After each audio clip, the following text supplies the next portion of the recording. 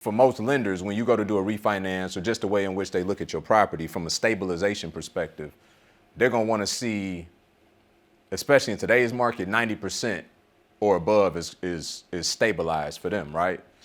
So I will be looking for a property management company that probably got somewhere in that 85 to 90 stabilization rate across their whole portfolio that they manage.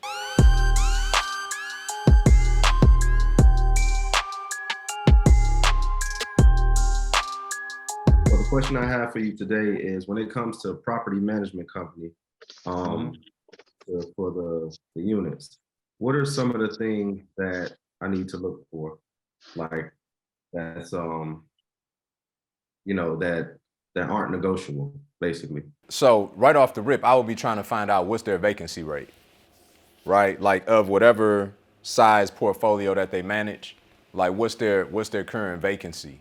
Um, you know, right? I think when you look at it, for most lenders, when you go to do a refinance or just the way in which they look at your property from a stabilization perspective, they're going to want to see, especially in today's market, 90% or above is stabilized for them, right?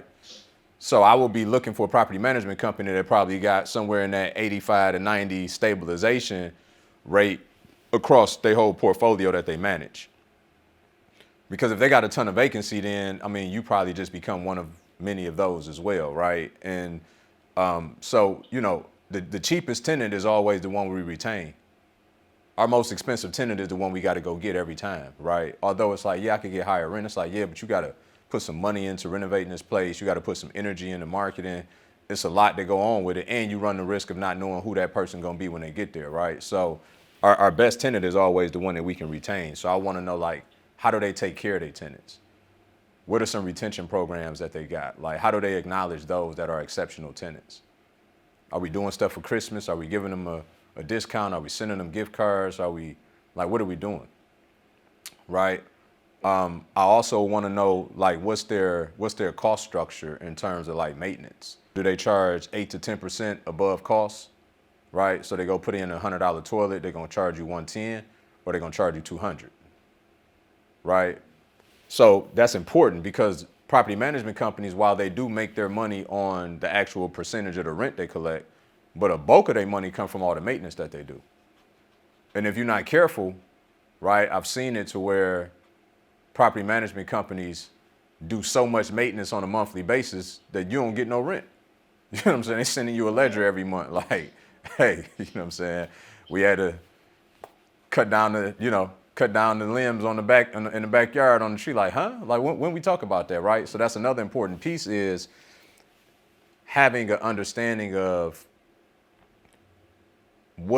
at what point do you need to have a conversation with me, right? So maybe it's you give them a $200 threshold to where anything $200 or less, they can take care of it, right? Something $500, $600, $700, they need to get on the phone with you and make sure that you approve that. Unless it's an emergency, water heater go out, you can't have tenants over there with no water. You know what I mean? It's certain things that will be called an emergency that you would still want to be made aware of, although you really ain't got a lot of say so in that one. You know what I mean? But you would want them to have a conversation with you beyond whatever your level of comfortability is. For sure. Okay, so then my second question is when it comes to doing this remotely in security, like how do you go about doing that? Is that something that you just let your project manager handle as far as one of their day-to-day tasks, as far as being there in the morning and at the end of the day? Or do you have like a system at which you kind of get a chance to watch from afar? It varies depending on the state of the building, right? Is it semi-occupied? Is it vacant? The neighborhood that it's in. You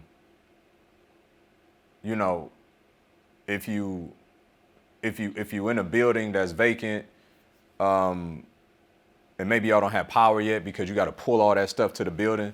You can put in camera systems, but they battery operated, and if you base it off of motion, you're gonna be replacing them batteries.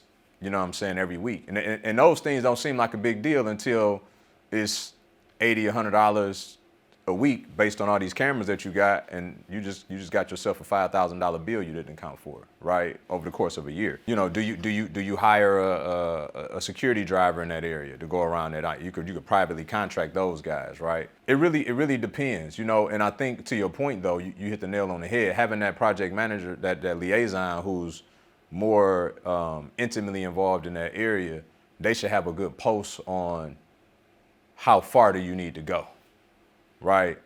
I would say, you know, when we buy assets in certain neighborhoods, although you can't have tenants move in with bars on the window, we may just go and bar up the lower perimeter on the inside because we're trying to insulate ourselves during the construction process to keep people from stealing, right? You got hundreds of thousands of dollars worth of materials going in and out, and you know, so fortifying the place if it's vacant, you know, putting commercial grade push bar doors on, right? That's important.